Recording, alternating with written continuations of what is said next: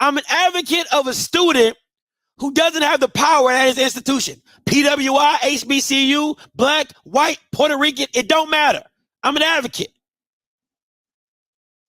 Right? Like, I can't stand, what pisses me off is I can't stand seeing Nick Saban at Capitol Hill talking about, you know, when I brought kids in, my wife came to me and my wife said, you know, baby, why are we still doing this? You know, we love developing young men. Like, right? What do you know about developing a black man? Honestly. Like, let's keep it a buck. What in the slightest idea could you have in developing a black man other than telling them how and what to do right for football and go to school and not get in trouble? Like, what? Where in the world could I make you millions of dollars and then when I tell you I want to get paid for my value, I get scoffed at? Where in the capitalist society that we live in today, where swimmers can get paid, tennis, college athletes can go pro, play in tournaments. If you are in an octet in a band, you can travel the world and get paid. But the two biggest sports in college athletics that are majority black people, we get put on the slaves, we get put on the plantation and said, hey, you're sharecropping, but we're not giving you none of the shares. What sense does that make? And then you have people who pacify that because it doesn't fit the status quo. Oh, what will college athletics look like? Oh, how are we? Well, somebody got to win a championship. If it's the same damn team, I don't give two shits as long as they playing the black boys that are putting their ass in a championship game. You got the game all twisted. First of all, it's a freaking game. It's a game. Second of all, I don't give a damn if Ohio State wins that whole 10 years running. I don't give a damn if the whole defensive back is getting paid $1 million. They've earned every cent. Every cent. Period. It doesn't make sense because nobody thinks about how hard their journey was to get to Ohio State, how hard their journey could have been to get to Alabama, the late nights, the early mornings, the weightlifting, the running, because if it was easy, everybody could do it. So you're just mad now that instead of players coming to your institution for free, bump all that scholarship shit. I don't want to hear nothing. Do not put in the chat about some damn freaking scholarship, because those kids have paid that and some based off the football, that the product of football that they put on the field. So miss me with that. The first game of the season at Power 5 schools, they get all that money back. So I don't want to hear it. But all you'll hear is how this has damaged college athletics. No, it is no longer to where that, and let's just call it a spade, that the plantation owner controls the slaves. Because that's what it was. The plantation owner, right? You got the school and the head coach. Because at first, okay. A few moments later. Here you go. Think about this. It starts off with the school and the coaches. And the plantation owner is the coach. And the coach tells you, you come to the coach before all this comes. Hey, plantation owner. Hey, boss. I want to go to Auburn down the street. No, you can't go there. Now, mind you, I'm a free man. I got my papers. I got freedom of speech. I got all the amendments and bills. But when I get shoved into college athletics, I am no longer able to make a free and willing decision to leave said institution and go somewhere else. I had the free will to choose the school to go and play football, but once I didn't like it, I was no longer able to do so without the permission of said plantation owner.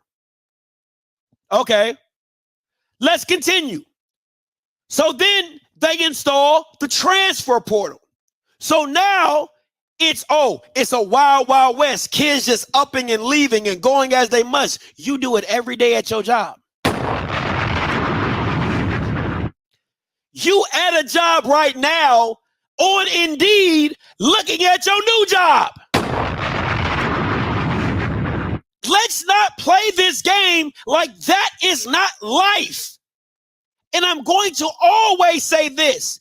You have to get out of the customs and the this is just how it is. And it's been like this mentality.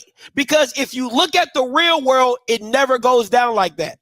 Companies are always losing their best employee to other jobs, to other corporations. That's what they're called, the headhunters. They got jobs for people who go and sniper out people to come to their corporations. Is that not recruiting? That sounds like a transfer portal to me. Okay, let's continue. Now, NIL gets brought into it. And then this is the complaint from Dion. This is the complaint from Nick Saban. This is the complaint for all the coaches. It's really not a name, image, and likeness. It's really more like a collective. I mean, really, how many people have you seen on a commercial? How many people have you seen on a billboard? My son has Gatorade. My son has Beats. My son and who gives two shits? And you're mad that the same players, because all of them didn't go to the NFL, but they all didn't get paid. Huh? I need y'all to think about this. Like, for real. Like, really understand what I'm saying right now.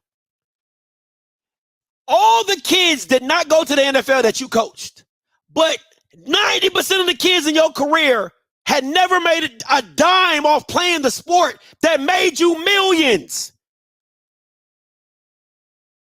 Really?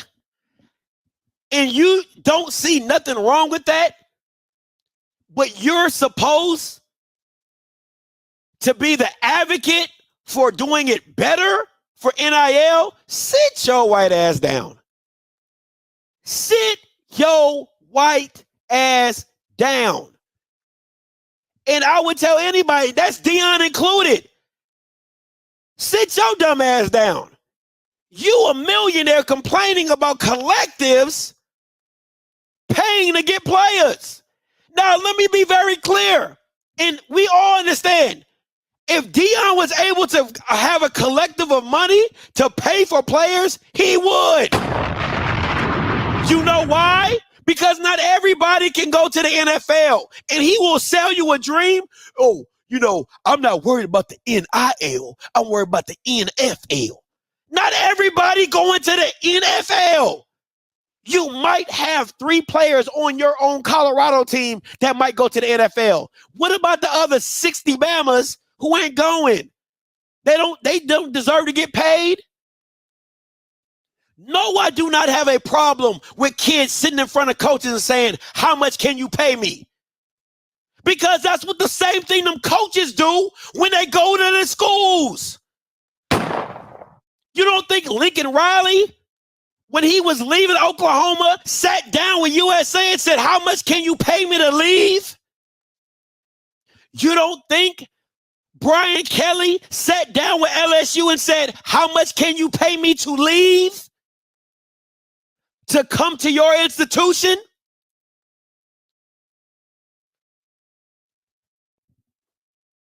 You don't think when Kirby Smart went to Georgia, he was like, yo, Hey, Georgia, what you trying to pay for me to come up there and coach? Stop playing with me. Stop playing with me, man. So like I said, I don't give a damn if you black. I don't give two shits if you white. Right is right and wrong is wrong. And just because that there might be I don't give a damn if there's a log jam at the top. I don't give two shits. It's a football game. I'm going to go watch the games anyway because it's football. Bama's was still watching the Warriors, even though the Warriors was whooping ass and taking names. Bama's was still watching the Lakers when the Lakers was kicking ass. Everybody was still watching the NBA when the Spurs was winning. Everybody was watching NBA when Michael Jordan was winning. It happens. That's how sports go. It's a log jam at the top. It falls off. It comes on. It goes down. That's life. It's a freaking football game.